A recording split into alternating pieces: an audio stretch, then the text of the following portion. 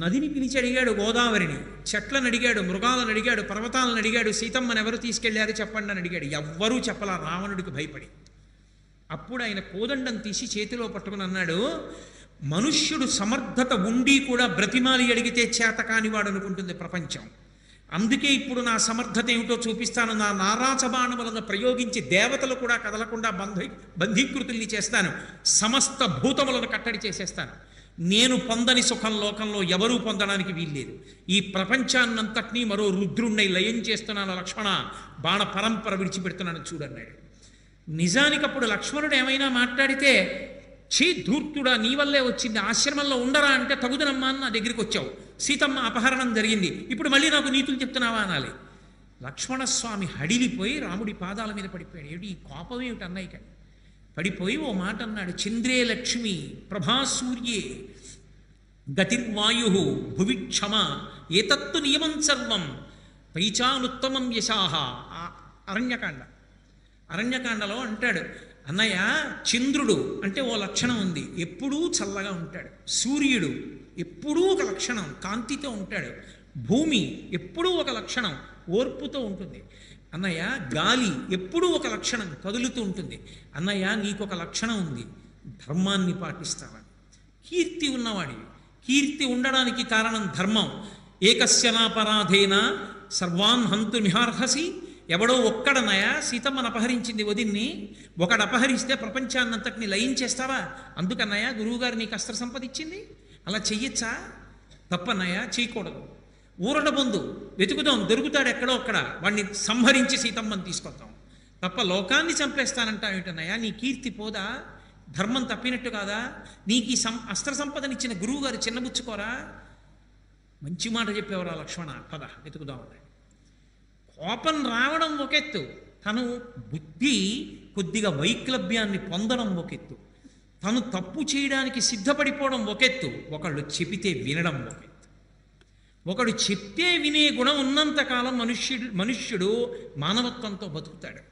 ఒకడు చెప్తే వినే గుణం ఎప్పుడు చచ్చిపోయిందో అప్పుడు రాక్షసుడు అయిపోతాడు. రావణాసురుడికి చెప్పాడు మారీచుడు, సులభాః పురుషారాజన్ సతతం ప్రియవాదినః అప్రియస్య తు పథ్యస్య వక్తా శ్రోతా చ దుర్లభః అంటూ మొదలెట్టాడు. లోకంలో చెప్పేవాడు ఉంటాడు, వినేవాడు ఉంటాడు. కానీ వినేవాడు ఎన్నైనా చెప్పచ్చు, అవతలవాడిని పొగుడుతూ మాట్లాడేవాళ్ళు లోకంలో కోట్ల మంది ఉంటారు. కానీ అవతలవాడు బాగుపడాలన్న ఉద్దేశంతో కొంచెం కఠినంగానైనా మాట్లాడేవాళ్ళు కోట్లలో ఎవడో ఒక్కడే ఉంటాడు. కానీ వాడు నిజంగా అవతలవాడి అభ్యున్నతి కోసం మాట్లాడుతున్నవాడు. అటువంటి వాడు మాట్లాడిన మాటల్ని వినేటటువంటి వాళ్ళు లోకంలో ఉండరు. రావణ, నేను చెప్పిన మాట విను, నా మాట విని నీ ప్రవర్తన మార్చుకోవాలన్నాడు. అన్నీ విని రావణుడు ఏమన్నాడో తెలుసా? నువ్వు చెప్పవలసింది అయిపోయింది, నేను చెప్పేది విను. నువ్వు నా చేతిలో చచ్చిపోతావా రాముడి చేతిలో చచ్చిపోతావా అది చెప్పన్నాడు. నే చెప్పినట్టు మాయామృగంగా వెడితే రాముడి చేతిలో చచ్చిపోతావు, నేను చెప్పినట్టు మాయామృగంగా వెళ్ళకపోతే నా చేతిలో చచ్చిపోతావు. రెండింటిలో ఏది కావాలో చెప్పు, నువ్వు చెప్పింది చెప్పావుగా నేను విన్నాను. ఏమైంది చెప్పాడు మారీచుడు, ఆనాడు చెప్పాడు, ఒక్క రాముడి జోలికి వెళ్లకుండా ఉండు చాలు. కళత్రాణిచ సౌమ్యాని మిత్రవర్గం స్తథైవచ యదీచ్ఛసి చిరం భోక్తం ఆకృధా రామప్రియం. అంతమంది భార్యలున్నారు, అంతమంది బిడ్డలున్నారు, అంతమంది భృత్యులున్నారు, అన్ని భోగస్థానాలున్నాయి, కాంచన లంక ఉంది, ఆనందం అనుభవించరా? రాముడి జోలికి ఎందుకు ఎడతావు? రాముడి జ్యోతికి ఎడితే నాశనం అయిపోతావు మారీచ, రావణ వెళ్ళొద్దన్నాడు. విన్నాడా? వినక నాశనం అయిపోయాడు రావణాసురుడు. కోపం వచ్చినా నిజానికి నింద చేయడానికి అవకాశం ఉన్నా లక్ష్మణస్వామి చెప్పిన మాట వింటాడు రామచంద్రమూర్తి. రాముణ్ణి చూస్తే మనం ఒక విషయాన్ని గమనించాలి జీవితంలో. మనుష్యుడన్న తర్వాత ఎక్కడో అక్కడ ఎప్పుడో అప్పుడు అదుపు తప్పి గబుక్కుని తప్పు చేయపోతాడు. కానీ అవతల వాళ్ళు వచ్చి చెప్పినప్పుడు విని బుద్ధిని మార్చుకోగలగాలి. అప్పుడే తన స్థానమునందు ఉంచుకుంటాడు. లేకుండా కోపాన్ని అంటిపెట్టుకుంటే, అవతలవాడి మాట వినే స్వభావాన్ని విడిచిపెట్టేస్తే సర్వనాశనం అన్నది అక్కడ ప్రారంభమవుతుంది. రామచంద్రమూర్తి తన జీవితంలో అనుష్ఠాన ప్రక్రియలో ఎన్ని చోట్ల ఎంత అద్భుతంగా చూపిస్తాడో మహానుభావుడు. రాముడు లోపల శీలవైభవం చేత ఎంతటి మహాత్ముడో ఆయన బాహ్యమునందు కూడా అంతటి అందగాడు. అందుకే స్వామి హనుమ అంటారు, రామ కమలపత్రాక్ష సర్వసత్వమనోహర రూపదాక్షిణ్య సంపన్న ప్రసూత జనకాత్మజే అంటారు సుందరకాండలో.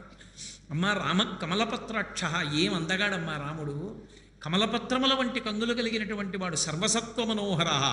రాముని యొక్క అందం ఎంత గొప్పదంటే దశావతారాల్లో అటువంటి అందం ఇంకెక్కడా లేదు. రాముణ్ణి చూసి ఆడవాళ్ళు మోహిస్తే పోనీలే అంత అందగాడు కాబట్టి మోహించాడు అనుకోవచ్చు. రాముణ్ణి చూసి పురుషులు మోహించారు. పురుషులు మోహించడం కాదు, అన్నీ విడిచిపెట్టి అరణ్యానికి వెళ్ళి తపస్సు చేసుకుంటున్నటువంటి మునులు మోహించారు. పుంసాం మోహన రూపాయ పుణ్యశ్లోకాయ మంగళం. మగవాళ్ళు మోహించిన దివ్యమంగళ స్వరూపం ఆ స్వరూపం. అంతటి అందగాడు. ఆజానుబాహు అరవింద దళాయతాక్షం రామం నిశాచర వినాశకరం నమామి. అటువంటి రామచంద్రమూర్తి పైకి ఎంత అందగాడో లోపలంతా అందగాడు. రామ కమలపత్రాక్ష సర్వసత్వ మనోహర రూపదాక్షిణ్య సంపన్న. రూపం ఎంత గొప్పదో ఆయన దాక్షిణ్యం, ఆయన దయాగుణం అంత గొప్పది. ఆయనకున్నంత దయ లోకంలో ఎక్కడా ఉండదు. విభీషణుడు వచ్చి ఆకాశంలో నిలబడ్డాడు శరణాగతి చేసి, అందరినీ పిలిచి అడిగాడు. అది ఆయన ఏ పనైనా చేసే ముందు అడుగుతాడు అందరినీ, ఆ తర్వాత తన అభిప్రాయం చెప్తాడు అందరికీ. అందరూ చెప్పారు, హనుమ తప్ప. వద్దు, రాక్షసుడి తమ్ముడు, పైగా మనం ఎవరి మీద యుద్ధం చేస్తున్నామో ఆ రావణుడి తమ్ముడే వచ్చాడు, నువ్వు దగ్గరికి తీసుకోవద్దు అని చెప్పారు. ఇంతమంది చెప్తే రాముడు ఒక మాట అన్నాడు, అది శాస్త్రం అంటే. మీరు చదవండి కావాలంటే. ఆఖరిని అంటాడు, ఇది పెద్దలు చెప్పిన మాట అంటాడు. నేను క్షత్రియుడిగా పుట్టాను, ఒక పక్షి పాటించిన ధర్మం నేను పాటించవద్దా అని అడిగాడు. అరణ్యంలో ఓ చెట్టు మీద ఒక ఆడపక్షి మగపక్షి గూడు కట్టుకుని నివసిస్తున్నాయి. ఒక వేటగాడు అరణ్యంలోకి వచ్చి ఆ ఆడపక్షిని గురి చూసి బాణం పెట్టి కొట్టాడు. ఆ ఆడపక్షి కింద పడిపోయింది. మగపక్షి పైన తిరుగుతోంది. ఈ ఆడపక్షి శరీరంలోంచి బాణం పైకి తీసేసి దాని రెక్కలు పీకేసి అక్కడే తాటాకులు మంట వేసి బాణానికి గుచ్చి దాన్ని కాల్చుకుని తినేసి వెళ్ళిపోయాడు. చూసింది మగపక్షి, ఏడిచింది. కొంతకాలం అయింది, మళ్ళీ వచ్చాడు అడవిలోకి. హోర్న వాన, చీకటి పడిపోయింది, ఎక్కడికి వెళ్ళలేకపోయాడు. ఆకలి చలికి తట్టుకోలేకపోయాడు. ఏ చెట్టు మీద తను ఆడపక్షిని చంపాడో మగపక్షి ఒక్కటే ఉండిపోయిందో చెట్టు కిందకు వచ్చి పడిపోయాడు. మగపక్షి చూసింది, నేను ఉన్న చెట్టు కిందకు వచ్చి పడిపోయాడు కాబట్టి నేను ఉన్న ఇంటి ముందుకు వచ్చి పడిపోయినట్టు. అతిథిని రక్షించినప్పుడు నా గృహస్థాశ్రమం ఎందుకు ఉంది? ఎక్కడికి వెళ్ళిందో వెళ్ళింది. కొద్దిగా అగ్నిహోత్రం తెచ్చి ఎండు చితుకులు తెచ్చి మంట వేసింది. ఆ వేడికి లేచాడు, తెప్పరిల్లి ఒళ్ళు కాచుకున్నాడు. ఆకలితో నకనకలాడిపోతున్నాడు. ఇంటికొచ్చిన అతిథిని ఆదరించని నా బ్రతుకెందుకని చిన్న పక్షి గాలివానలో వెళ్ళి ఏమీ తేలేక తానే అగ్నిహోత్రంలో పడి చచ్చిపోయింది. చచ్చిపోయిన పక్షిని బోయవాడు తిని బ్రతికాడు. బ్రతికి బట్ట కట్టి ఇంటికి వెళ్ళాడు. ఒక పక్షి ఆదరబుద్ధిని చూపించింది, గృహస్థాశ్రమ ధర్మాన్ని పాటించింది. క్షత్రియుడనై దశరథ మహారాజు గారి కొడుకునై నేనే విభీషణుడికి శరణాగతి చేస్తే ఆశ్చర్యం ఇవ్వకపోతే, అనుమానపడితే ఇక నేనెందుకు క్షత్రియ జన్మ? ఇంకెక్కడి నా ధర్మం? అందుకే విభీషణుడు కాదు, రావణుడే వచ్చి శరణాగతి చేసినా అభయం ఇచ్చేస్తాను. రావణ విభీషణులకే కాదు, సకృదేవ ప్రపన్నాయ తమాస్మీతి యాచతే అభయం సర్వభూతేభ్యో దదామ్యే తద్వ్రతం మమ.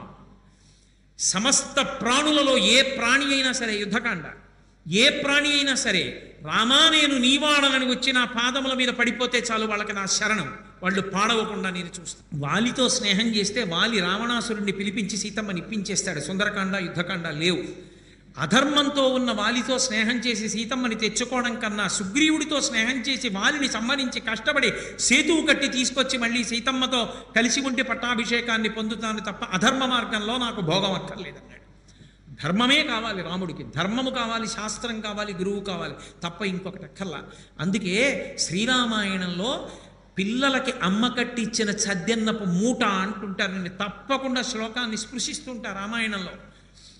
ఆయన అరణ్యవాసానికి బయలుదేరిపోతుంటే ధర్మం మాట చెప్పి వెడుతుంటే కౌసల్యాదేవి పొంగిపోయి ఒక మాట చెప్పింది.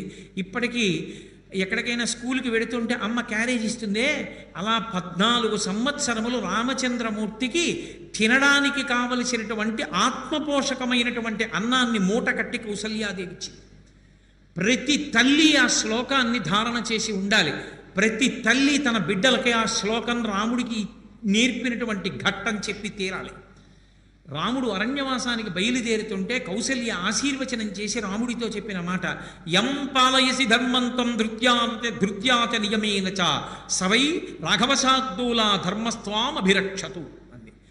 రామ, ధర్మాన్ని విడిచిపెట్టు అని నేను చెప్పాను. పెద్దవాడికి రాజ్యం ఇవ్వాలి, మీ నాన్నకు అధికారం లేదని చెప్పాను. ధర్మాన్ని పక్కన పెట్టేస్తే నువ్వు రాజ్యాన్ని పొందొచ్చు, మీ నాన్నని నిగ్రహించవచ్చు, యుద్ధం చెయ్యక్కర్లేదండి. దశరథుడు అడిగాడు. వెళ్ళిపోతుంటే రామచంద్రమూర్తి యుద్ధం చేసి దశరథ మహారాజు గారిని కారాగారంలో పెట్టక్కర్లేదు. దశరథుడే రాముడి వంక చూసి చేతులు పట్టుకుని ఒక మాట అడిగాడు. రామా, నిన్ను చూడకపోతే చచ్చిపోతాను రా, ఉండలేను, ఒక్క పని చెయ్యి.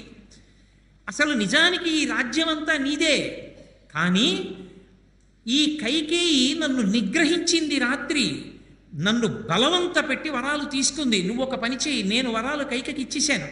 14 ఏళ్ళు రాముడిని అడవికి పంపించేస్తాను, రాజ్యం నీ కొడుక్కి ఇచ్చేస్తానన్నాను. నా పని అయిపోయింది అక్కడతో, నువ్వు వెళ్ళకు. భవరాజా నిగృహ్యమాం అన్నాడు. నేను పెద్దవాడిని అయిపోయాను, యుద్ధం చెయ్యలేను, నన్ను పడగొట్టేసి బంధీకృతుణ్ణి చేసి కారాగారంలో పెట్టేయి. నువ్వు రాజ్యం ఏలుకో, నా తప్పు లేదుగా, నా మాట నేను నిలబెట్టుకున్నానుగా, నీ తప్పు లేదు, రాజ్యం వీరభోజ్యం, నన్ను పడగొట్టి నువ్వెక్కు. కారాగారంలో కూర్చుని ఉండగా అలా వెళ్ళు, నిన్నొక్కసారి చూసి బతికేస్తాను రామా, నిన్ను చూడకపోతే చచ్చిపోతాను, నన్ను నిగ్రహించి రాజ్యం ఏలుకో అన్నాడు. రాముడు అన్నాడు, ఎంత మాట నాన్నగారండి, మిమ్మల్ని కారాగారంలో పెట్టి రాజ్యం ఏలుకోనా? అదా అందుకా కొడుకు, మీరిచ్చిన మాట సత్యమయ్యేట్టు చేసిన వాడెవరో వాడు కొడుకు. మీరమ్మకి మాట ఇచ్చారు, 14 ఏళ్ళు అరణ్యవాసం చేసి దశరథుడిచ్చిన మాట నిజమైందనిపిస్తాను, అది కొడుకుని మిమ్మల్ని కారాగారంలో పెట్టి నేను అధికారానికి రావడం ఏమిటండి అని అరణ్యవాసానికి వెళ్ళిపోయాడు మహానుభావుడు. అంతటి ధర్మాత్ముడు.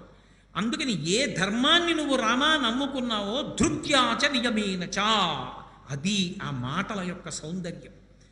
అంటే ఇది విడిచి ఈ ఒక్కసారి వదిలేస్తే చాలా తేలిగ్గా పని అయిపోతుంది. ఎంతకని పట్టుకుంటానండి అని వదిలిపెట్టకు సుమా, ఎప్పుడూ ధర్మాన్నే పట్టుకో ఇక నీ జీవితాంతం. ధృత్యాత నియమేనచ సవై రాఘవశార్దూలా ధర్మస్వామభిరక్షతో, ఆ ధర్మము నిన్ను రక్షించుగాక.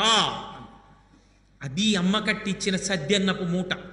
రామాయణంలో రామచంద్రమూర్తి 14 సంవత్సరములు ధర్మం తప్పకుండా నిలబడడానికి అమ్మ చెప్పిన బోధ కారణమైంది.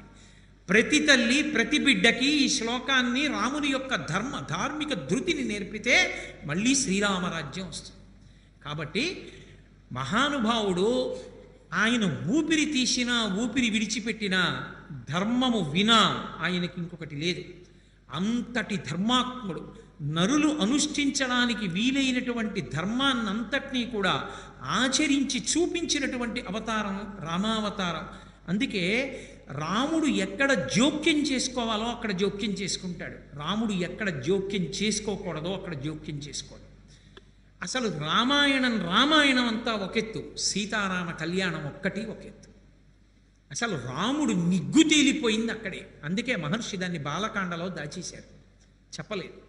చెప్పకుండా సీతారామ కళ్యాణం పరిపూర్ణంగా జరిగిన విధానాన్ని ఎక్కడ చెప్పించారంటే అయోధ్యకాండ చిట్ట చివరిలో అనసూయమ్మకి సీతమ్మతో చెప్పించారు.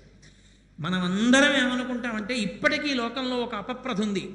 రాముడు వెళ్ళాడు, ఏదో శివధనుర్భంగం చేశాడు, శివధనుర్భంగం చేయగానే సీతమ్మనిచ్చి కళ్యాణం చేశారని. దశరథుడేడి ఎక్కడి నుంచి వచ్చాడు? దశరథుడు 7 రోజులు ప్రయాణం చేస్తే అయోధ్య నుంచి మిథిలకు వెళ్తారు. విశ్వామిత్రుడితో రామలక్ష్మణులు వెళ్ళారు, కానీ దశరథ మహారాజు గారు వెళ్ళలేదుగా.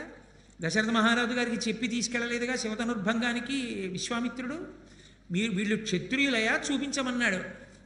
ఏతద్దర్శయ భద్రంతే కృతకామౌ నృపాత్మజౌ దర్శనాదస్య ధనుషో యథేష్టం ప్రతియస్యత. క్షత్రియ పిల్లలు కదూ, ధనస్సు చూస్తే ముచ్చట పడతారు, ఒకసారి చూపించు అన్నాడు.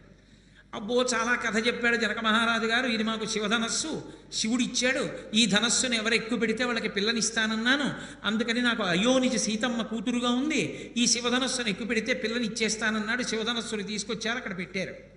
ఇప్పుడు రాముడు శివధనస్సుని ఎక్కుపెట్టాడు. ఎక్కువ పెట్టడం కాదు, ఆయన వింటినారిని కడుతుంటే శివధనస్సు భంగం అయిపోయింది. భంగం అయిపోతే అందరూ స్పృహ తప్పి పడిపోయారు. ఒక్క జనక మహారాజు గారు, రామచంద్రమూర్తి, లక్ష్మణస్వామి, విశ్వామిత్రుడు వీళ్లే ఉన్నారు సభలో తెలివిగా. జనక మహారాజు గారు వెంటనే తన ఆసనం మించి లేచి బంగారు పాత్రలో నీళ్లు పట్టుకుని గబగబా వచ్చాడు రాముడి దగ్గరికి. రామా, నేను అన్న మాట ప్రకారం సీతమ్మని నీకు ఇచ్చేస్తున్నాను, కన్యాదానం చేస్తాను, చెయ్యి జాపు నీళ్లు పోస్తానన్నాడు.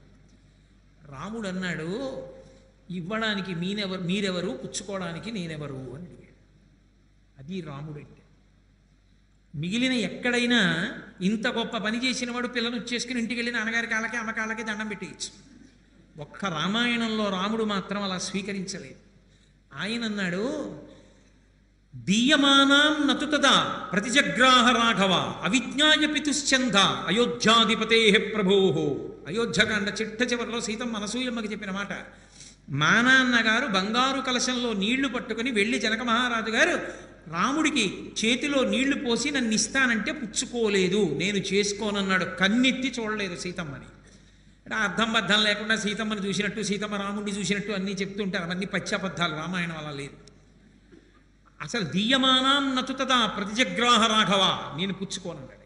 నే చేసుకోను మీ అమ్మాయిని. ఎందుకు చేసుకోనో తెలుసా? నేనెవడినయా చేసుకోవడానికి? నన్ను కన్న తండ్రి ఉన్నాడు. నేను ఎవరిని వివాహం చేసుకోవాలో నిర్ణయించవలసిన వాడు ఆయన. ఇంటి కోడలు అంటే ఇంటి మర్యాదకి ఇంటి గౌరవానికి వారసురాలు. వారసురాలైనటువంటి కోడల్ని నిర్ణయించేటటువంటి అధికారం మా తండ్రి గారిది. ఆ తండ్రి గారు నిర్ణయించని పిల్లని శివధనుర్భంగం అంటావా? క్షత్రియుడిని ఎక్కువ పెట్టమన్నావు, ఎక్కువ పెట్టాను, విరిగిపోయింది. పిల్లని చేసుకుంటానని నేను మాట ఇచ్చానా? మా నాన్నగారికి కబురు చెయ్యి. మా నాన్నగారు వస్తారు.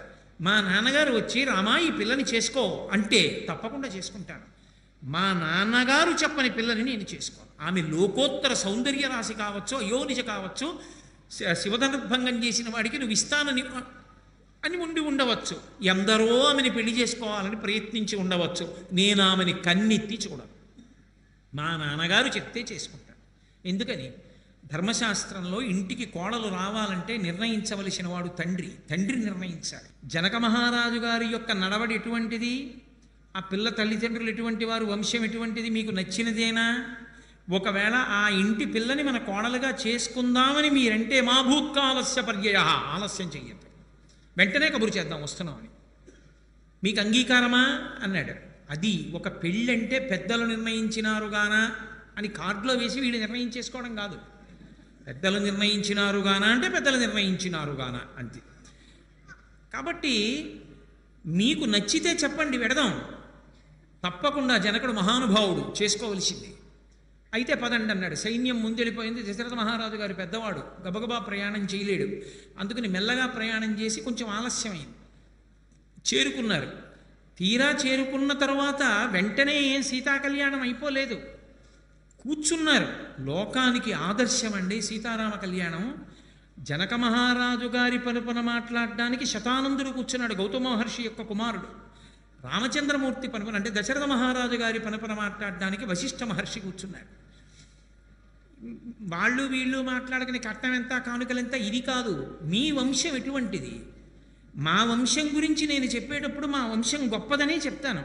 మా వంశం గొప్పదని నేను చెప్పడం కాదు, పురోహితుడు చెప్పాలి. పురోహితుడు అంటే పురము యొక్క హితమును కోరువాడు. ఈ రెండు వంశములు వియ్యం అందచ్చా? ఇది చెప్పవలసిన వాడు. అందుకని వశిష్ఠుడు మాట్లాడాడు. వశిష్ఠుడు మాట్లాడితే ఇంటి పౌరోహిత్యం చేశాడు. ఆయన కర్మ. రామనామ ఉంచి రామనామ వైభవాన్ని లోకానికి ప్రకాశింపజేయడానికి వచ్చాడు వశిష్ఠుడు. అందుకని మహానుభావుడు వశిష్ఠ మహర్షి ఆ ఇక్ష్వాకు వంశం అంతా చెప్పాడు. ఎక్కడి నుంచి ఎక్కడి వరకు వచ్చిందో, ఈ రాముడు ఎటువంటి వాడో, ఎంత గొప్ప వంశంలో పుట్టినవాడో, ఎంతమంది చక్రవర్తులు ముందున్నారో చెప్పాడు. ఎంతటి పరిజ్ఞానం ఉన్న, ఎంతటి మహాపురుషుడు అంటే వశిష్ఠుడి గురించి పరిజ్ఞానం అన్న మాట ఉపయోగించడం సాధ్యమే కాదు అసలు. మహానుభావుడు బ్రహ్మర్షి. ఎక్కడ ఈ ఇక్ష్వాకు వంశం ఎక్కడిదో ప్రారంభం చేశాడు. ఎక్కడో అవ్యక్తం అంటే అసలు ఈ ప్రపంచమంతా ఏర్పడలేదు. ఆ అవ్యక్తము నుండి బ్రహ్మ వచ్చాడు. ఆ బ్రహ్మ నుండి మరీచి, మరీచి నుండి కశ్యపుడు, కశ్యపుడి నుండి సూర్యుడు, సూర్యుడికి మనువు, మనువుకి ఇక్ష్వాకు, ఇక్ష్వాకుకు కుక్షి, కుక్షికి వికుక్షి, వికుక్షికి బాణుడు, బాణుడికి అనరణ్యుడు, అనరణ్యుడికి పృథువు, పృథువుకి త్రిశంకుడు, త్రిశంకువుకి పైన మాంధాత, మాంధాతకి సుసంధి, సుసంధికి ధ్రువసంధి ప్రసేనజిత్, వాళ్ళకొచ్చిన వాడు భరతుడు, భరతుడికి అసితుడు, అసితుడికి సగరుడు, సగరుడికి అసమంజసుడు, అసమంజసుడికి అంశుమంతుడు, అంశుమంతుడికి భగీరథుడు, భగీరథుడికి భగీరథుడి తర్వాత వచ్చినటువంటి వాడు దిలీపుడు, దిలీపుడి తర్వాత వచ్చినవాడు భగీరథుడు, భగీరథుడి తర్వాత వచ్చినటువంటి వాడు రఘువు, రఘువు తర్వాత ప్రవృద్ధుడు, ప్రవృద్ధుడి తర్వాత శంఖనుడు, శంకరుడి తర్వాత సుదర్శనుడు, సుదర్శన తర్వాత వచ్చినటువంటి వాడు శీఘ్రగుడు, శీఘ్రగుడి తర్వాత వచ్చినటువంటి వాడు అగ్నివర్ణుడు, అగ్నివర్ణుడి తర్వాత వచ్చినటువంటి వాడు మరుడు, తర్వాత వచ్చినటువంటి వాడు ప్రశిశ్రుకుడు, ప్రశిశ్రుకుడి కొడుకు అంబరీషుడు, అంబరీషుడు కొడుకు నాభాగుడు, నాభాగుడు కొడుకు యయాతి, యయాతి కొడుకు నహుషుడు, ఆ నహుషుని యొక్క కుమారుడు ఆ తర్వాత వచ్చినటువంటి వాడు నాభాగుడు, ఆ నాభాగుని యొక్క కుమారుడు అజమహారాజు, అజమహారాజు గారి కొడుకు దశరథ మహారాజు, దశరథ మహారాజు కొడుకు రామలక్ష్మణ భరత శత్రుఘ్నులు. కాబట్టి ఇంత వంశం ఉంది, ఇక్ష్వాకు వంశం, ఇంత గొప్ప మహానుభావులందరూ పుట్టారు. కాబట్టి ఈ పిల్లవాడిని నువ్వు స్వీకరించచ్చు అన్నాడు. ఇటువైపు వంశాన్ని వశిష్ఠ మహర్షి చెప్పారు, అటువైపు వంశాన్ని చెప్పేవాడు ఉండద్దు. గౌతమ మహర్షి కుమారుడైనటువంటి శతానందుడు ఉన్నాడు, ఆయన మహానుభావుడు అటువైపు జనక వంశాన్ని చెప్పాడు. అటువైపు మొట్టమొదట ఉన్నటువంటి వాడు నిమి, ఆ నిమి చక్రవర్తి కుమారుడు మిథి, ఆ మిథి చక్రవర్తి యొక్క కుమారుడు నందివర్ధనుడు, ఆ నందివర్ధనుడి యొక్క కుమారుడు ఉదావసు, ఆ ఉదావసువు యొక్క కుమారుడు బృహద్రథుడు, ఆ బృహద్రథుని యొక్క కుమారుడు సుకేతువు, ఆ సుకేతువు యొక్క కుమారుడు హర్యశ్వుడు మహావీరుడు, ఆ మహావీరుడి తర్వాత వచ్చినటువంటి వాడు మరుడు, ఆ మరుని తర్వాత వచ్చినటువంటి వాడు కీర్తిరథుడు, కీర్తిరథుడి తర్వాత విభుధుడు, విభుధుడి తర్వాత మహీధ్రకుడు, మహీధ్రకుడి తర్వాత వచ్చినటువంటి వాడు ఆ మహారోముడు, స్వర్ణరోముడు, హ్రస్వరోముడు, జనకుడు, కుశధ్వజుడు. వీళ్ళిద్దరు అన్నదమ్ములు. ఇంత గొప్ప వంశం ఇటువైపు ఉంది. కాబట్టి రెండు వంశాలు వియ్యమొందచ్చని నిజంగా వశిష్ఠ మహర్షి శతానంద మహర్షి నిర్ధారించారు. అప్పుడు దశరథ మహారాజు గారు జనక మహారాజు గారు లేచి మీ అమ్మాయిని మీ కోడల్ని చేసుకుంటున్నానన్నాడు. చాలా సంతోషం, మనం బియ్యం అందుతున్నాం. ఇక ఇక్కడి నుంచి మీరు మేము కాదు మనం, మీరు మమ్మల్ని అనుమతి అక్కర్లేదు, మా ఇంట్లోకి యథేచ్ఛగా రావచ్చన్నారు. అప్పుడు జరిగింది సీతారామ కళ్యాణం. సీతారామ కళ్యాణం లోకానికి ఆదర్శప్రాయం. అసలు ఒక వివాహం ఎలా జరగాలో నిరూపించి చూపించినటువంటి అవతారం. అందుకే మహానుభావుడు రామచంద్రమూర్తి అవతార పరిసమాప్తి జరిగి ఉండొచ్చు, రామనామ వైభవం మాత్రం పోలేదు. ఆ నామం పెట్టడం కోసమని చెప్పి వశిష్ఠ మహర్షి అంతకాలం పౌరోహిత్యం చేశాడు ఆ ఇంటికి. ఆయన కర్మ, లేకపోతే ఆయన వంశానికి పౌరోహిత్యం చేయడం. అటువంటి మహానుభావుడైనటువంటి వశిష్ఠుడించినటువంటి ఆ రామనామం ఎంత గొప్పది అంటే, రకారము అష్టాక్షరీ మహామంత్రంలో ఉన్నటువంటి ప్రధానమైన బీజాక్షరం, మకారం పంచాక్షరీ మహామంత్రంలో ఉన్న ప్రధానమైన బీజాక్షరం. రామ అన్నప్పుడు అగ్నిబీజ అమృత బీజముల యొక్క అనుసంధానం. ఎవడు రామనామాన్ని చదువుతాడో రా అన్నప్పుడు అగ్ని చేత కాలిపోతాయి, మా అన్నప్పుడు నోరు మూసుకుని ఇక పాపములు మళ్ళీ లోపలికి వెళ్ళే అవకాశం ఉండదు. అది రాముణ్ణి ఉద్దేశించి అనకపోయినా క్రియాపదంగా అన్నా సరే రామ అన్న నామానికి అంతే శక్తి. నలుగురు దొంగలు అరణ్యానికి వెళ్ళి సంస్కృతంలో మాట్లాడుకున్నారట. వనీచ రామ అన్నాడు ఒకడు, వసుచ అహరామ అన్నాడు ఇంకొకడు, నభయం స్మరామ అన్నాడు ఇంకొకడు, నదంతరామ అన్నాడు ఇంకొకడు. అంటే వనీచ రామ, మనం అరణ్యంలో తిరుగుదాం. వనీచ రామ వసుచ అహరామ, ఎక్కడెక్కడ ఏమైనా మనకి ధనం కనబడితే దోచుకుందాం. నదంతరామ, ఈ నదిని దాటేద్దాం. నభయం స్మరామ, భయం అన్న మాట ఎత్తకూడదు సుమా అనుకున్నారు. వాళ్ళు మాట్లాడుకున్న దాంట్లో చివర క్రియాపదంగా రామ రామ రామ రామ అన్న 4 మాటలు వచ్చింది. నలుగురు రామ రామ రామ రామ అన్నారు. అన్న తర్వాత నదిని దాటుతున్నారు. దాటుతుంటే రాజభటులు చూసి వెనక నుంచి బాణాలు వేశారు. నలుగురు చచ్చిపోయారు.